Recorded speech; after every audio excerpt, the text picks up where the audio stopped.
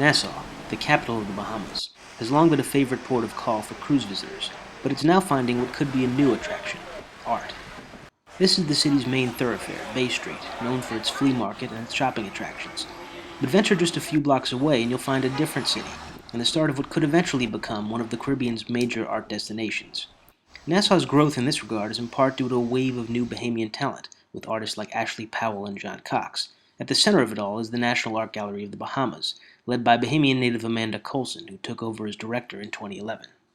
Nassau has actually really consolidated its art scene, and I think it's a very interesting art destination. Unfortunately, it's not marketed that well. In the last, I'd say, 10 to 15 years, it's really changed with a young group of artists who sort of made things happen with pop-up studios, which is a studio over in one neighborhood called Chippenham, which is an artist in residency program. They bring in international artists. They go abroad, they go take trips to New York for people. That's been a motivator of things. The opening of the National Art Gallery of the Bahamas, where I work, has also been a motivator. It's been open now for 9 years, so it's really consolidated the scene here. And then there's a lot of little kind of off spaces like the Hub.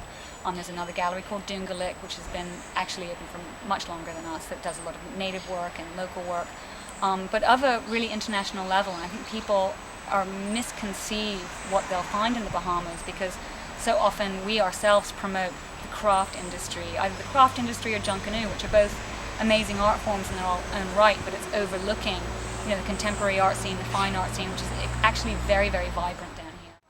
John Cox is another pioneer in Bahamian art, the director of pop-up studios in Nassau. He says he's seen big changes. I think over the last 2 decades, it has transformed itself tremendously.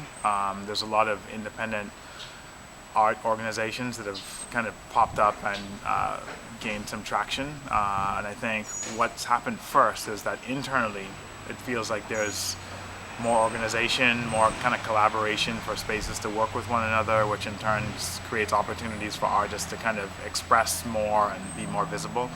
And because the tourists are kind of roaming so much more, they're seeing more, and I think the word just kind of gets out. I think it's changed a lot because now we have younger artists who, I think they're more energetic and they're more open to trying new things, so we see more abstract artwork coming and people are experimenting more with art and creativity. The core of downtown Nassau's art movement might be here, Hillside House on Cumberland Street, where Antonius Roberts, perhaps the most famous Bahamian artist, has built what he hopes is part of a downtown renaissance. I'm not sure about Nassau, or if Nassau has developed into an art destination yet. I think it is well on its way.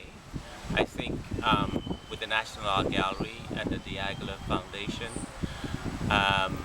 Hillside House, Doongalik Studios, and there's another place actually that's coming on stream. The name escapes me right now. I'll probably get Jacaranda. And Jacaranda, which is in the heart of town. I think we're well on our way in trying to shape an experience that will be exciting enough, which should attract people to Nassau in particular. But that requires organization, it requires funding, and it really requires some kind of outright support and promotion from the government. There are some serious efforts that have been made and are being made towards that end, but hopefully the powers that be will get it and understand that we need direct infusion of capital from government and policies that will really make it not only easier for these things to happen, but to help us sustain art development studios and galleries. I think our placement is so crucial, being so close to the United States. When I tell people, I've got many friends and curators that are like, oh, well, I'd love to come, and I go, what's 2 hours and 10 minutes from New York? And they go, really?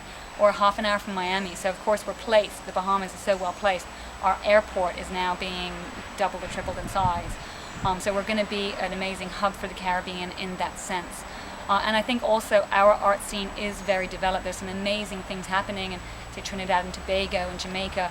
But from what I've heard and from traveling around and people that have come here, they say that the scene in Nassau and in the Bahamas is actually probably the most developed and cohesive. So I really think that we're going to become an art destination once we are able to promote that and let people know it's happening. Ultimately, this could bring travelers on excursions to Nassau not just for sun, sand, and sea, but for something very different.